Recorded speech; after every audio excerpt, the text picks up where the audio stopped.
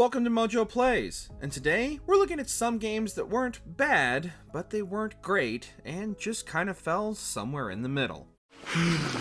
There. Can't walk in the light if you can't see in the light, right? Forspoken. Oh, hello, yes. Oh, perhaps you're smarter than you look. No. Yes. No. Yes. Outside of Final Fantasy, Square Enix has been having a rough time lately. Alongside recent failures such as Marvel's Avengers and Babylon's Fall, and despite the enormous marketing push, Forspoken landed with a thud upon release. While the game itself is mechanically solid and the gameplay does have some great moments alongside its inventive traversal, the rest of the game felt empty and boring. These issues could have been overlooked had the story been there to drive players forward, but instead, players were forced to listen to cringe CW-style dialogue from two unlikable protagonists who can't ever seem to stop talking. The fact that there's even an option in the menu to turn down how often Cuff and Frey spout their awkward and terrible dialogue kind of tells you even the developers knew this was an issue. Don't tell me, this one's even worse than the rest? I'm afraid so. EXO Primal. We're assigning you to a new team. Don't think of it as a demotion. Think of it as a Fans have been begging Capcom for a remake of Dino Crisis for years now, and instead, Capcom gave them a different version of time-traveling dinosaurs. Yet another hero shooter chasing Overwatch's coattails, Exoprimal did little to stand out from the sea of other copycats with generic shooting that not even the surprisingly excellent dinosaur designs could make engaging or fun. Mowing down hordes of portal-invading dinos quickly became boring, and the microtransaction-heavy systems in place for cosmetics and suits, in addition to a battle pass, did little to keep players engaged after the initial novelty wore off. The fact that this heavily monetized shooter was also released as a full-priced game doesn't do it any favors with potential fans either. Capcom, just give us the Dino Crisis remake. Please, you've teased us long enough. Just take our money. You know you want it. Are you joking? This is real. Ace, are you using time travel to cheat? Look at me, be honest. The Crew Motorfest. Like what you saw? Well, those were just the tip of the iceberg. But we've got to go step by step. Follow me. Ubisoft's The Crew franchise has had some trouble finding an audience ever since its initial launch back in 2014. And while the prospect of a fully traversable USA by car, boat, or plane is a novel concept, in practice, the results were always somewhere in the middle. With their third entry, Ubisoft attempted to change the formula by copying someone else's, namely the Forza Horizon series. While the map size saw a significant drop and the Hawaiian-style locale was a nice change of scenery, the rest of the game was just kind of eh. The game itself still plays well enough, but lacks the depth of the Forza Horizon games and doesn't have enough of an identity of its own to stand out with not enough variety in the cars. Chasing collectibles across a giant map isn't exactly pushing the limit. Immortals of Avium. Surprised you're still here, sir. Isn't selection today? You know it is, Jack. And both of us know I'm ready. With some heavy hitters of the industry at the helm, Immortals had a decent chance to surprise everyone. Unfortunately, even despite the talent behind it, as well as an interesting gimmick of using magic spells instead of standard firearms, the game was extremely generic and hampered by a predictable story, arrogant protagonist, and cringy dialogue set in an uninteresting world. The game was also technically unimpressive for being a next-gen exclusive game, with much of the spellcasting not having the expected impact or visual flair, as well as simple and mediocre puzzle design and uninteresting boss encounters.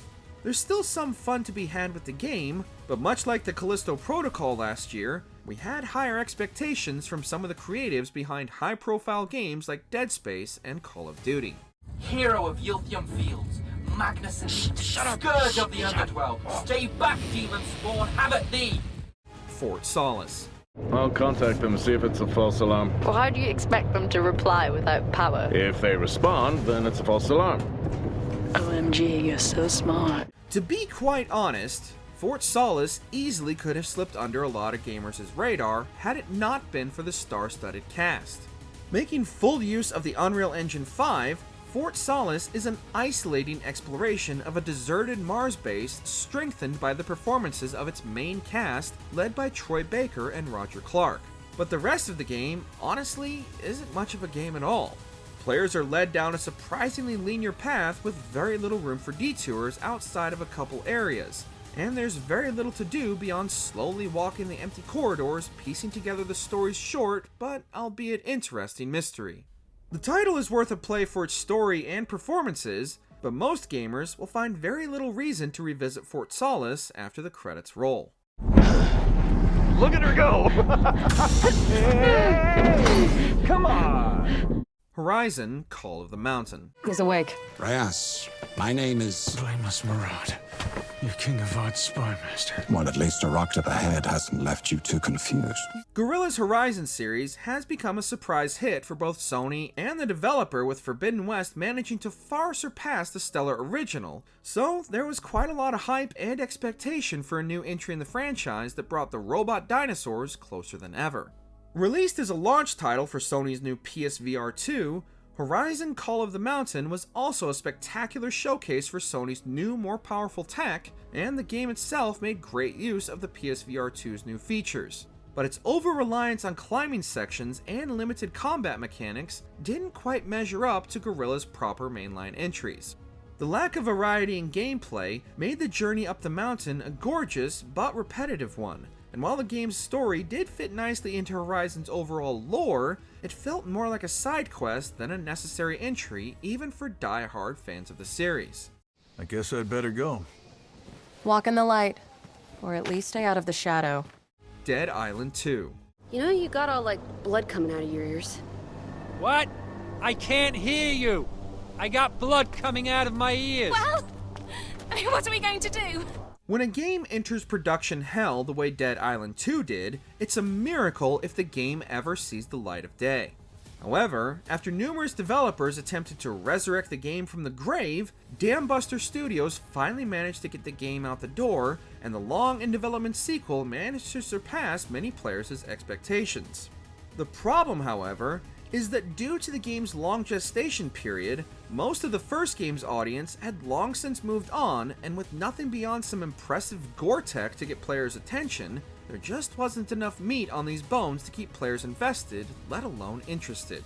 There's a fun time to be had here, it's just built from the remains of a shuffling corpse. Hey, at least we got supplies for a few months. You got that much food here? Food? Assassin's Creed Mirage. Basim ibn Ishaq, you now follow in the Eagle's path. Fans have long been hoping for a return to form for the Assassin's Creed series that had long lost its way by constantly reinventing itself and leaning more and more heavily into RPG elements, and even foregoing the iconic hidden blade in some entries. Mirage answered many fans' complaints and brought the series closer to its glory days than it had been in quite some time, but the charm of those older titles was still missing, particularly when it came to the game's narrative. With previous titles, only a cursory knowledge of the series was necessary, but since Mirage ties directly to Valhalla, those who didn't manage to complete the Viking epic were left confused by the game's end. While there might never be a return to the classic Ezio trilogy days, Mirage got pretty close, but just narrowly missed surviving its own leap of faith.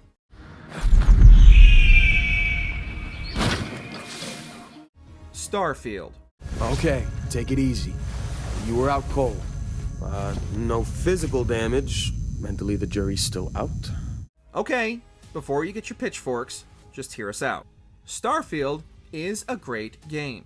It has all the hallmarks of being one of Bethesda's best. The world building, factions, New Game Plus options, it's all here. That being said, from a technical standpoint, Starfield is at least 2 generations behind, and when compared to other contemporary titles, the issues become even more obvious. When simply boarding your ship or entering a separate room adjacent to a much larger area requires a loading screen, the immersion the game is attempting to create is immediately broken. This is in addition to the vast sections of emptiness made more obvious by the lack of vehicles simply because their aging creation engine couldn't handle it. There's still a solid game here to be enjoyed, but it might be worth waiting for the modding community to fix all the issues for the best possible experience with this one.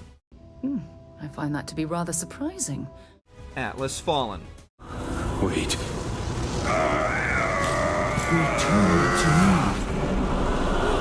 Like most of the games on our list, Atlas Fallen had a lot of potential and can still offer a fun experience, but you're going to have to endure a lot of its shortcomings to have a good time. Developed by Deck 13, Atlas Fallen has a surprising amount of lore behind it, but unfortunately, very few, if any, of its characters or story beats are memorable or meaningful enough to get the player invested. Sand surfing around the admittedly barren deserts is endlessly entertaining, and the combat is impactful as players face down hulking beasts, even if the camera can end up fighting them more than the actual enemies. Atlas Fallen is a throwback to old school action games like the OG God of War and Darksiders, and for those looking for decent combat and not much else, Atlas Fallen will provide some weekend entertainment. But it is far from the summit of what we've come to expect. You were the best of us. Thank you, sister. Which game from 2023 was just okay to you? Let us know down in the comments. Did you enjoy this video? Check out these other clips for MojoPlays, and be sure to subscribe and ring the bell to be notified about our latest videos.